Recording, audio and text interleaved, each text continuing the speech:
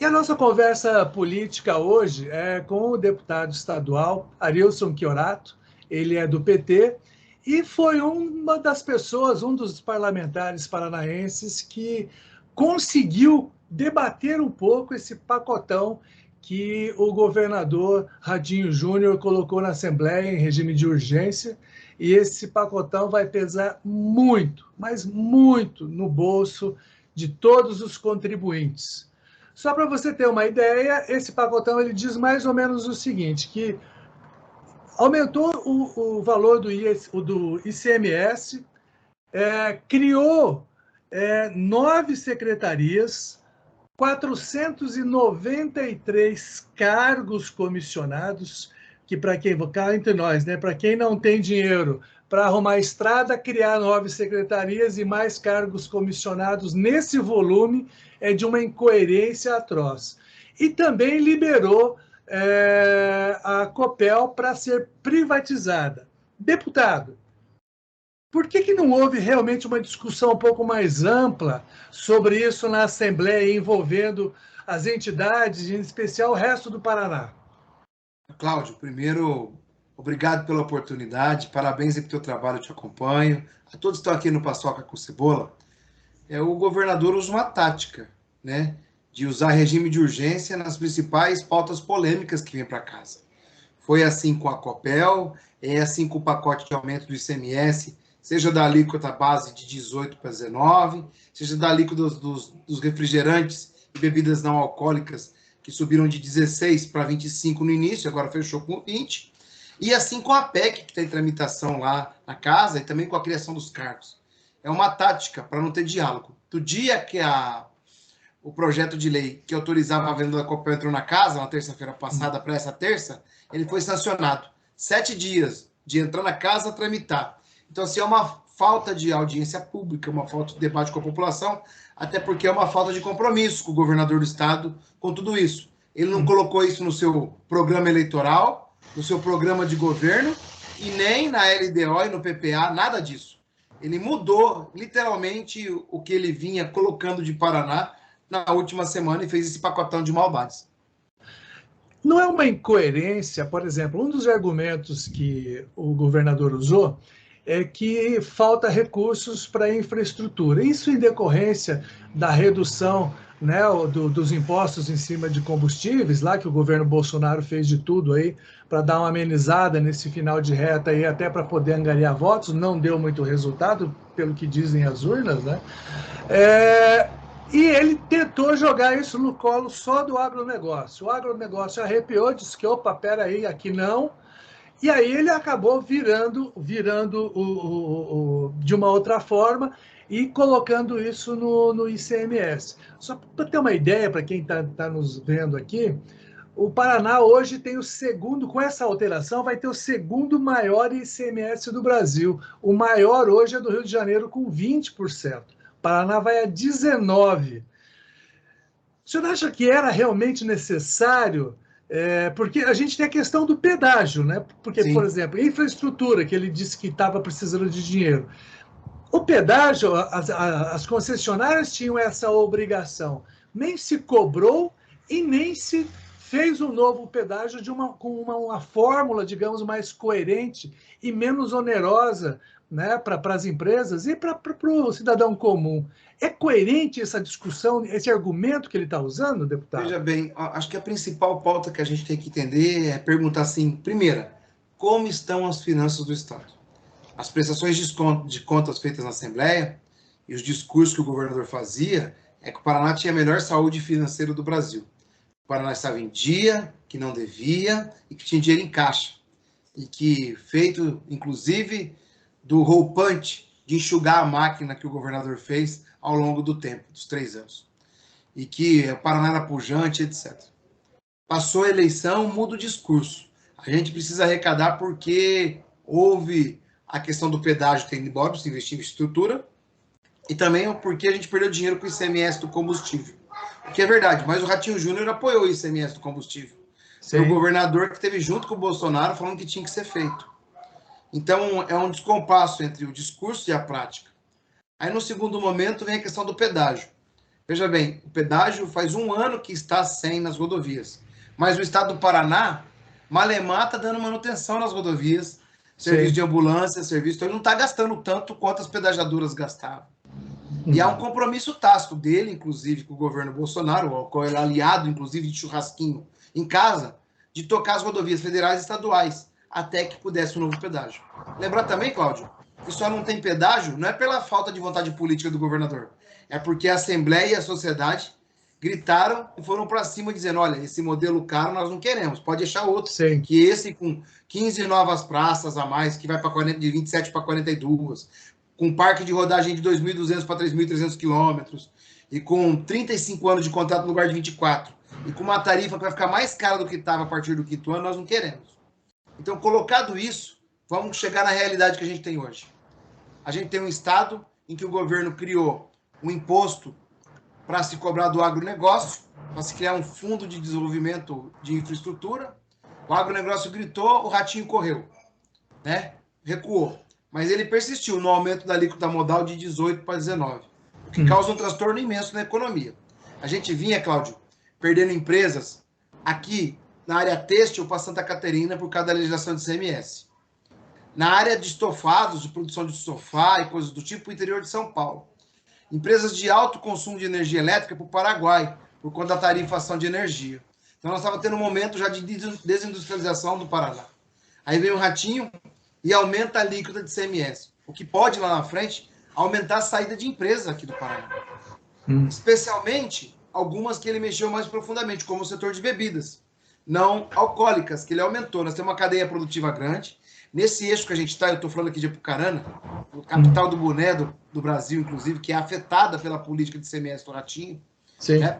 Já tem perdas de concorrência para Santa Catarina, por exemplo, na área têxtil.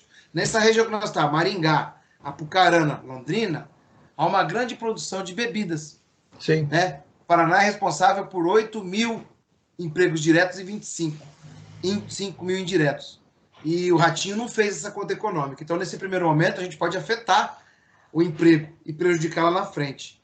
Então, assim, no mesmo tempo que está com essa sede voraz de taxar o agronegócio, taxar o refrigerante, aumentar o ICMS e fazer caixa para manter as rodovias, que é a justificativa, ele vem e cria 97 milhões de despesa, com 490 cargos de confiança e mais 9 secretarias. Todas para apandrear os companheiros da política, da eleição, que não foram eleitos, e os acordos políticos que ele fez.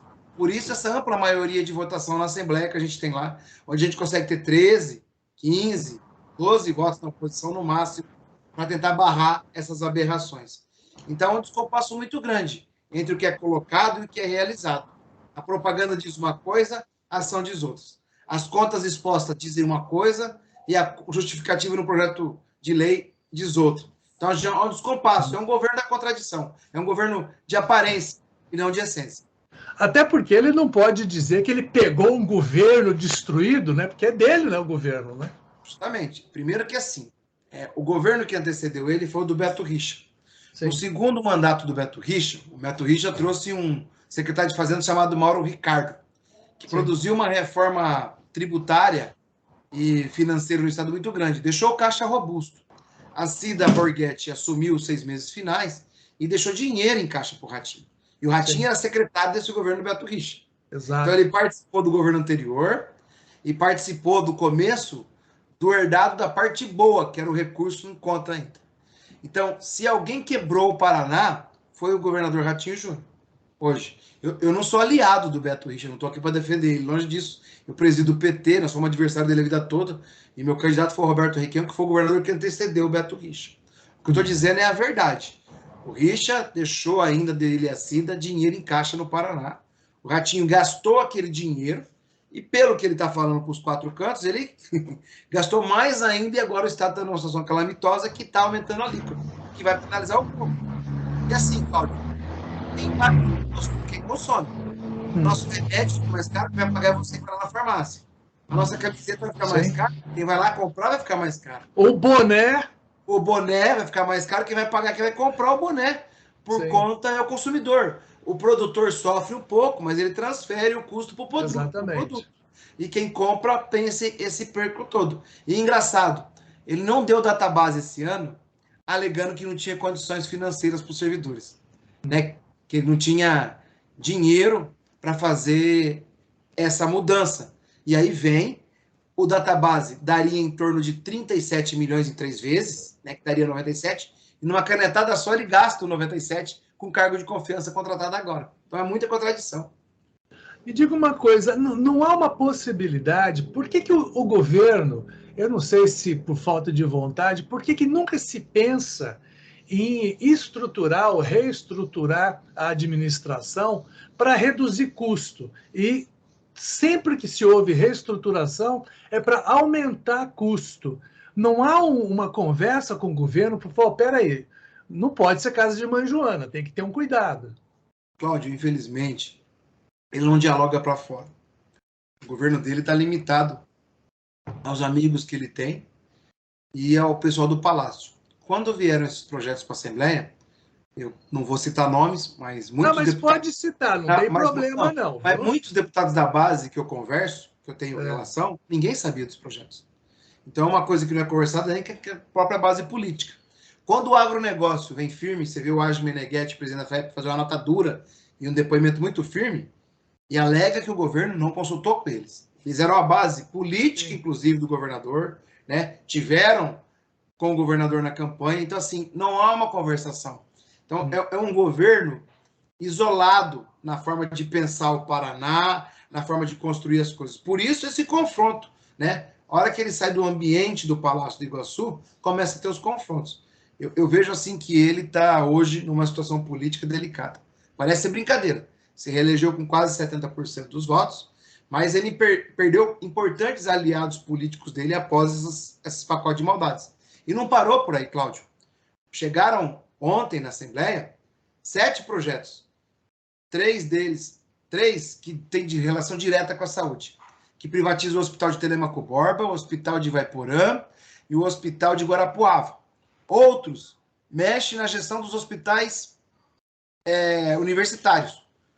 O HU da UEL vai sofrer modificações. Vai ter uma opção de poder fazer parceria público-privada, ou seja, é uma privatização indireta. Vai tirar a autonomia da UEL, daí a gestão sobre o hospital, e vai trazer de volta para a secretaria, com a secretaria podendo fazer essas parcerias. Quer dizer, vai atingir a saúde também de Londrina, esse movimento. Na verdade, se atingir a saúde de Londrina, atinge de uma região gigante, né? Porque vem pacientes para cá, não só do Paraná, mas de estados vizinhos também, né? Vai ser um complicador. E também ele tá com um projeto de, digamos, privatizar algumas escolas, né?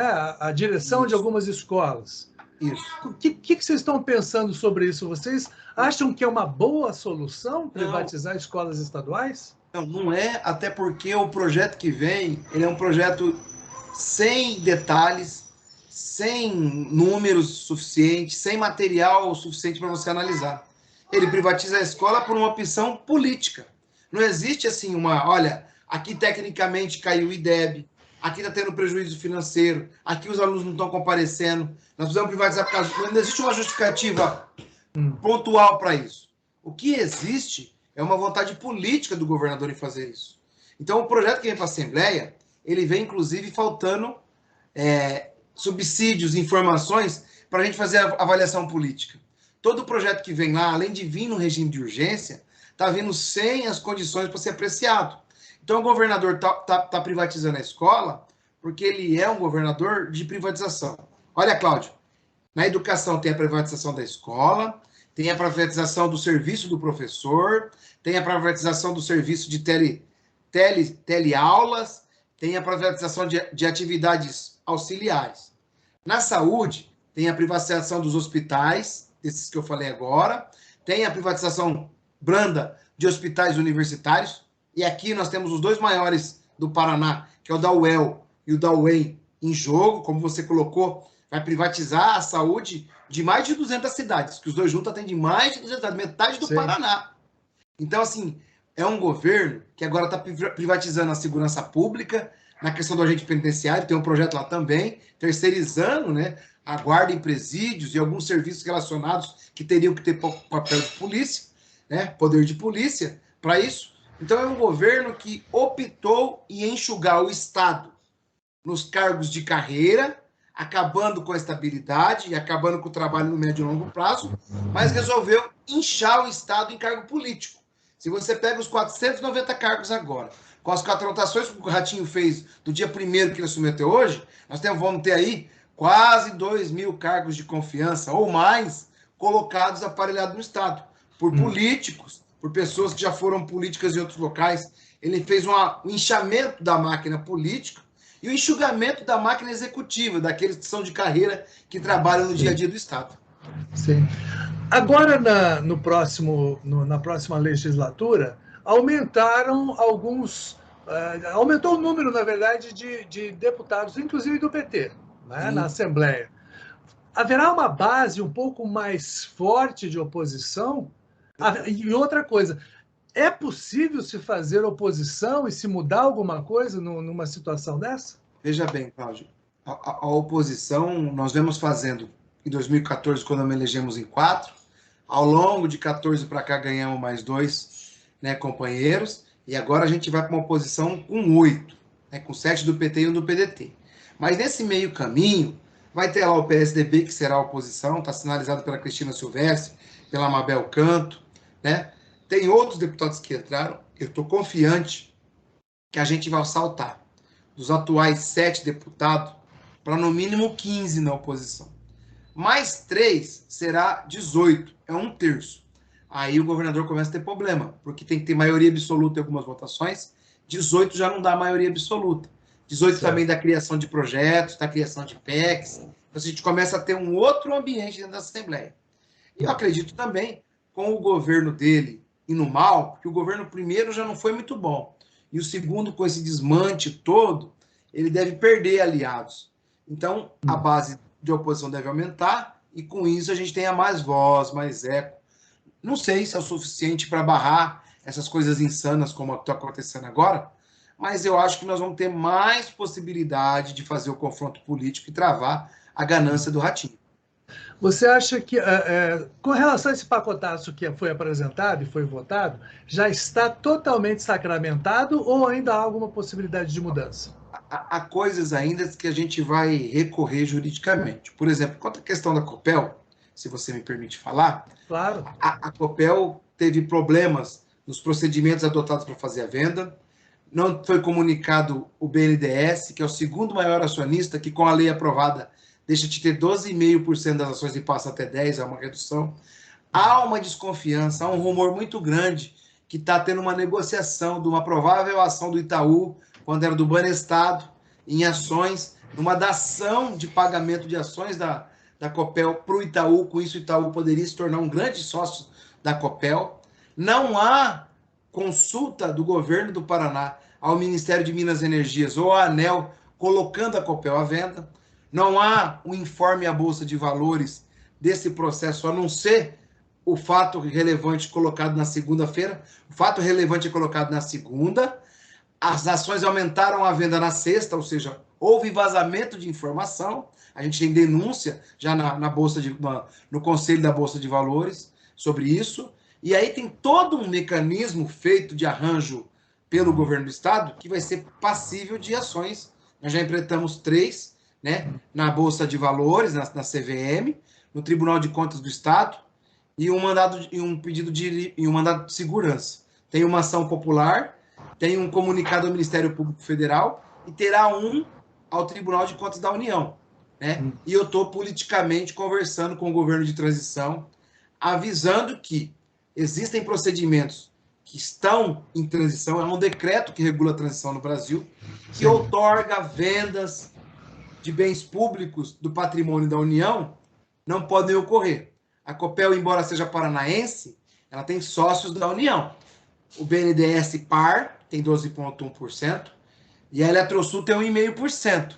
Então, é patrimônio da União também que está sofrendo modificações. Então, tem ações. A questão tributária, nós estamos estudando o que pode ser feito. O regime de urgência colocado, justificado pelo governo como quarentena, noventena, por causa do período de 90 dias, antes de acabar para valer cobrar o ano que vem, vai ser questionado, porque teria, segundo o nosso entendimento, sido feito um mês antes. Então, há um trabalho jurídico para ser feito sobre isso também, porque a gente acha que está sendo afrontado o princípio dessa noventena. Da anterioridade está certo, que é um ano antes, mas os 90 dias não estão. A gente está fazendo isso no mês de dezembro, praticamente final de novembro, e no nosso entendimento teria que ser em outubro. Então, há vários movimentos jurídicos. E agora a gente tem lá uma PEC que está desse pacotão de maldade, que autoriza, no artigo 39, o Estado do Paraná a poder fazer serviços que são pertinentes do Estado por terceiros, como cobrar dívidas do Estado tributário, só podia ser, eles tinham esse artigo, e um outro, curiosíssimo, está no meio da PEC dos bombeiros, não tem nada a ver com bombeiro, que permite o governo do Estado, Cláudio, a vender terrenos sem ter que passar pelo crivo da Assembleia. E para a gente encerrar a nossa conversa, deputado, pedágio. Né? Há uma equipe de transição no governo federal e o modelo que foi discutido lá de um ano e meio atrás parece que já foi para o vinagre. Vocês vão tentar segurar um pouquinho mais isso para poder rediscutir o pedágio ou como é que vocês estão pensando em fazer? Veja bem, a NTT, que é uma agência de transporte nacional de transporte terrestre que está conduzindo o processo, ela tem uma identidade autônoma, tanto que o presidente dela fica até 2025. Né? Ela perpassa governos, é eleita num governo e vai até metade do outro. E assim vai. Então, ela está tocando esse processo. Esse processo só não andou mais porque o Tribunal de Contas da União detectou lá 21 irregularidades e pediu para eles refazerem. Então, eles estão nessa fase de refazer. Ao refazer, eles vão colocar esse edital para o mercado.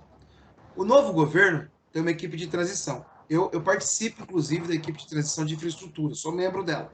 Sim. A gente tem um olhar diferente do pedágio do Paraná, porque o modelo colocado, esse que tem outorga ou aporte financeiro, ele encarece o pedágio. O pedágio que o Lerner tinha colocado no Paraná tinha 30% do seu valor por conta da bendita outorga. Esse modelo de aporte, que o Ratinho colocou junto com o Bolsonaro, ele faz com que o pedágio fique mais caro do que era. Ele era R$16, Cláudio, em média de uma praça pela outra quando acabou. Eles estão colocando que ele saia um lance, fique em 12, mas depois que as obras ficarem prontas, tem um degrau tarifário de 40%, ou seja, do quinto ano, um contrato de 35, os 30 últimos anos, o pedágio vai ser mais do que 16, vai ficar mais caro do que estava. Nós, né, eu falo nós porque eu sou do PT, sou do governo do presidente Lula, entendemos que o modelo que tem que ser trazido para cá é um modelo misto. Como funciona a manutenção em Santa Catarina? Ou seja, no anel de integração já existente, onde as obras já foram feitas, ou já teriam que estar feitas, o povo não pode pagar de novo, tem que ter um modelo de manutenção misto com construção, onde possa construir a obra e diluir ao longo dos 35 anos, mas jamais ter uma questão onerosa. Então, eu acho, tenho certeza praticamente, que o pedágio que o Lula vai colocar vai ser muito mais barato do que esse que está. Deputado, agradecer muito o nosso bate-papo aqui, esclarecimento, e vamos esperar um pouquinho mais de responsabilidade do governo para os próximos anos, porque realmente sobra muito no bolso de quem tem que pagar a conta, que não é bem quem a gente sabe.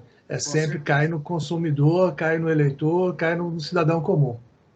Ô, Cláudio, você fez uma fala aqui bem pontual, e eu sempre tento transmitir isso para as pessoas. Às vezes a gente não consegue, mas quem paga o pedágio não é quem anda de carro.